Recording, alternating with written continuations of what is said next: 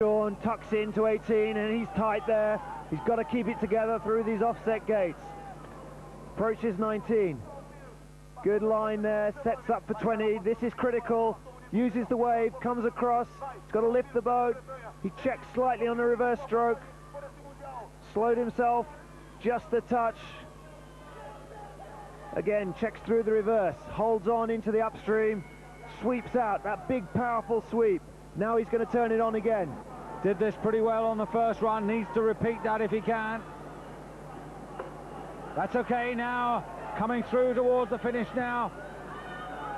As Sean Pearce, the 91 world champion, takes the lead and puts Britain in first place. And by so doing, throws the gauntlet down to his teammate, who's just about to start, Paul Ratcliffe. Here he goes, the 23-year-old, now based in Nottingham. A costly penalty right at the beginning of his first run. He can't afford to do that again. Very fast around the two upstream gates there. No hint of a penalty this time. Limbos through gate 3. Very fast through the middle of gate 4. Boat driving nicely. Ratcliffe was so angry at the end of that first run for that touch on the first gate. Now he's into a good rhythm. The fastest on the top section on that first run, lifting nicely down the staircase, charging into 9. Comes a bit wide, stalls slightly on the exit. Got to get the boat up to speed now across the flat section. Had just under a quarter of a second advantage over Sean Pearce when he began this run, and there really can't be too much between the two British paddlers at this point, and there isn't. Ratcliffe has got to find 0.08 of a second now, and that's really possible on the lower part of the course. Driving now across to gate 14, good stroke rate, good line, keeping the speed on. Paddling, every stroke counting. Tucks in very tightly around gate 15. Good control. Forcing the boat backwards there with those reverse strokes. So neck and neck between Pearce and Ratcliffe, in and out of 18. He could make it back on this section. There was a checking stroke from Pearce. Well, there's one from Ratcliffe on 19. This is where the time could count. Limbo's under 20, flicks the boat downstream and gets it back up to speed. That was good from Paul Ratcliffe. 4 gates to go now. And across to 23, the very last upstream there, and he's nice and tight as he turns round there, down towards 24 and 25. The British paddlers are head-to-head here, Ratcliffe versus Pearce. Pearce sitting in his boat, watching Ratcliffe as he comes through the last gate now. It's Pearce's time on the top as Ratcliffe powers in towards the finish. Which one's got the call? Ratcliffe is faster by 1/4 of a second. He really did well on the lower part.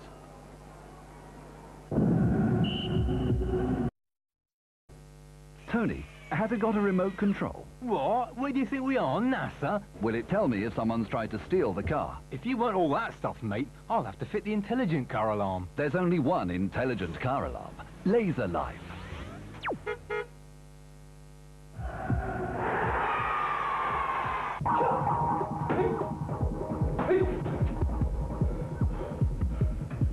The 1997 Hyundai Judo World Championships from Paris-Bercy, France. Show respect to the dojo, then fight. 8 categories for the men, 8 for the women. None for the softies. The Hyundai Judo World Championships from Thursday at 11 CET, 10 UK on Eurosport. With Hyundai, where reality exceeds expectations.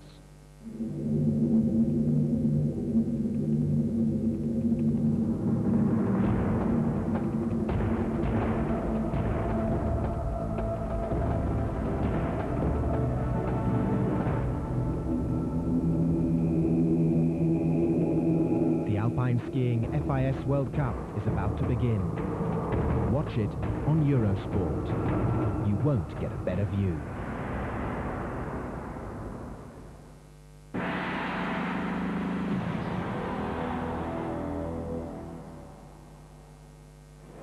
Britain in first and second position as Feđa Marusic for Slovenia starts his second run.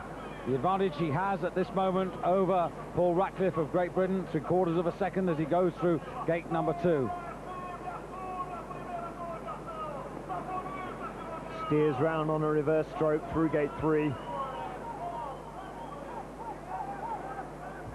Little bow rudder check stroke through 5, sets up his line for a fast approach into 6. In a little low, but out fast.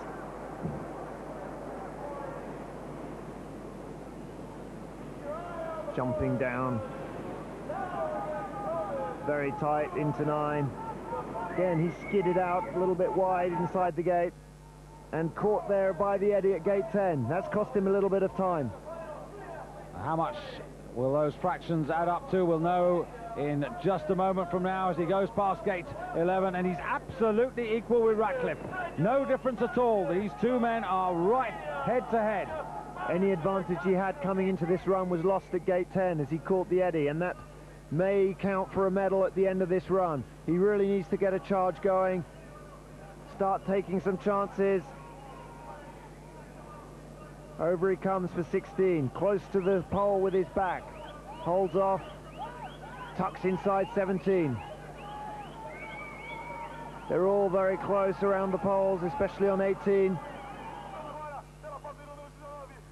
Very good line through 19, keeps the boat running, checks on the bow rudder, paddles across, another reverse stroke.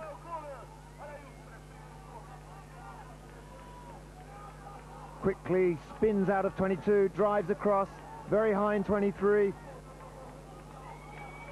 Marisic, like Ratcliffe, pretty effective here on the bottom.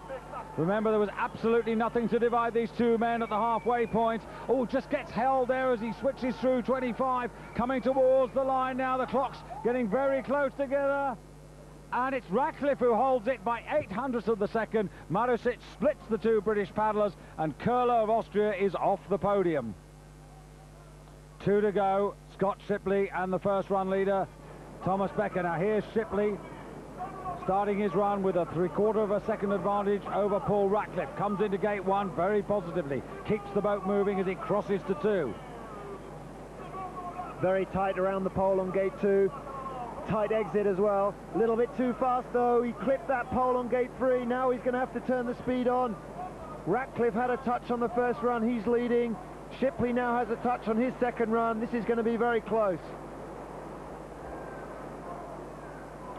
He's got to work the speed all the way down the course now. He's got a lot of experience.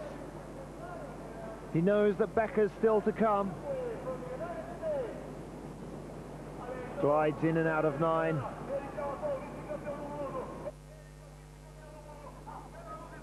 .183.41 the time of Paul Ratcliffe to this point. Now where's Shipley?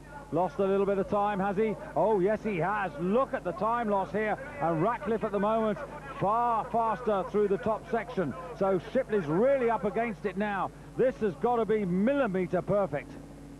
Let's see what Shipley can do on the bottom of the course. Comes out wide for 15, tucks in, very tight on the pole, holds 1, 2 strokes, wriggles out, lets the bow go downstream,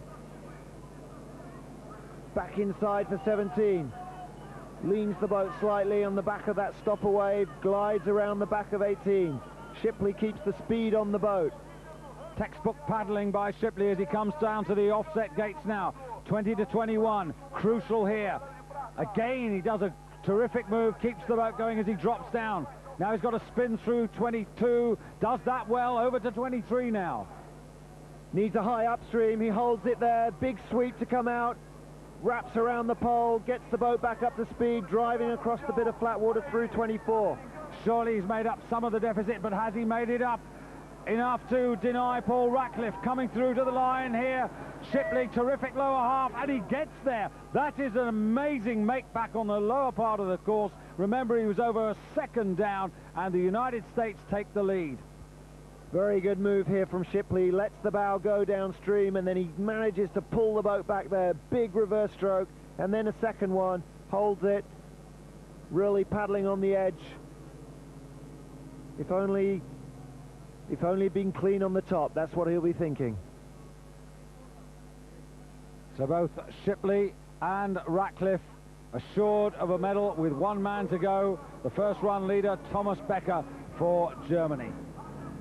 0.89 of a second, the advantage that he has from his first run over Scott Shipley. Now the first run, Richard, was pretty impressive.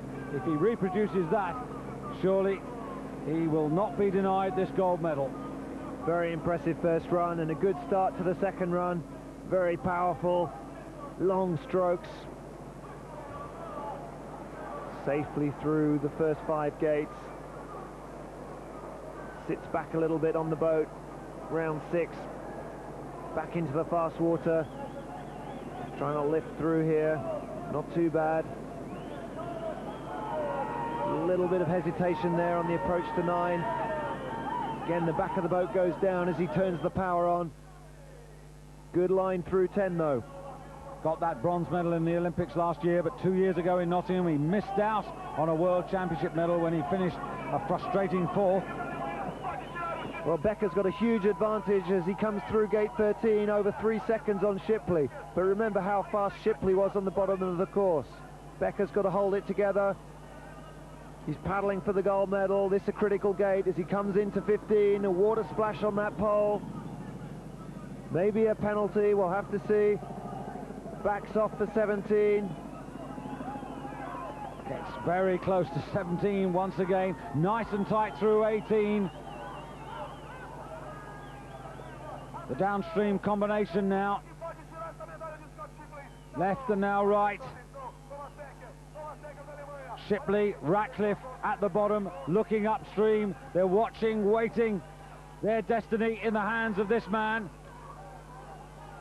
Becker and Shipley have really shown the way through those downstream gates, 20 to 22, and a good exit from Becker on the last upstream as he powers down towards the finish. The bad news for Becker, though, is that he's been given a 2-second penalty for the touch on 15, and that surely must have brought him and Shipley closer together. Last couple of strokes to the line, and it's Becker who gets... He doesn't realise it yet, but he's got it by just over half a second. Yes, he does now. Thomas Becker, world kayak champion, keeps the title for Germany. Well, a truly terrific finale, with the top 3 all having enough speed to overcome a 2-second penalty. And just look how close it was. Sean Pearce in 5th, Thomas Becker, the champion, separated by only 1.32 seconds after 2 runs down the River Parañana.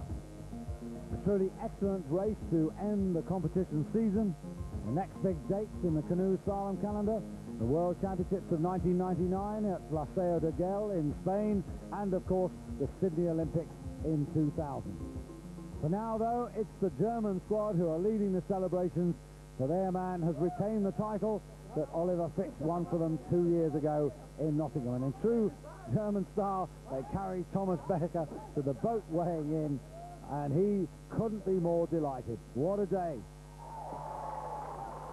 Paul Ratcliffe on the right gets his first World Championship medal. Scott Shipley, a 2nd successive silver, and Becker standing tall in every sense of the word. You know, I thought I was world champion there for a couple of minutes, but it's still really exciting to be in 2nd place. The touch right at the beginning was expensive. Yeah, it was. You know, going in 2nd runs, I had a lot of time to make up on Thomas, and hitting gate 3 really put a crimp on that plan. I really had to go hard for the rest of the run, and I didn't quite make it up in the end. Ja, ist natürlich einiges einfacher als Atlanta, aber man muss sagen, this course was certainly easier than the one in Atlanta last year. However, it was tricky and technical, but I'm much happier that it was a test of skill rather than one of power. So, a successful championships on the River Parañana, successful in particular for the athletes, and a really good spread of the medals, 7 countries sharing the honours. France, the top nation, with 3 gold medals, Germany and Slovakia with 2 apiece, and Great Britain's gold medal thanks to the efforts of the men's kayak teams. Time now for us to take our leave. On behalf of Richard Fox and myself, David Goldstrom, thanks for your company. Goodbye from Brazil.